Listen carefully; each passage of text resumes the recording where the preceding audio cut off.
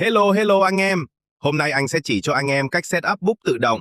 Đối với anh em chơi lâu năm thì đây là điều quá hiển nhiên, nhưng ai mới chơi thì thường khá rối. Cho nên anh sẽ vừa làm trực tiếp vừa giải thích. Đầu tiên là buff cơ bản, Potion xanh, chỉ cần click rồi kéo xuống.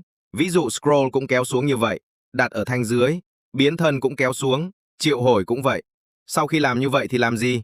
Thấy mũi tên bên dưới đúng không? Nhấn xuống, tự dùng, tự dùng, tự dùng, tự dùng. Chỉ cần để vậy là game sẽ tự động sử dụng liên tục, cho nên chỉ cần mua thêm potion trong cửa hàng là có thể dùng vô hạn.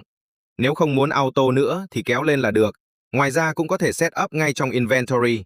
Ví dụ nếu muốn dùng trực tiếp từ inventory thì không cần kéo xuống thanh dưới, chỉ cần click rồi kéo xuống là dùng được ngay. Tương tự, click, kéo xuống là sẽ dùng ngay. Cho nên không nhất thiết phải set up ở thanh dưới. Anh đặt ở dưới chỉ để dễ nhìn lượng potion thôi. Mọi người cứ set up theo cách thuận tiện cho bản thân là được.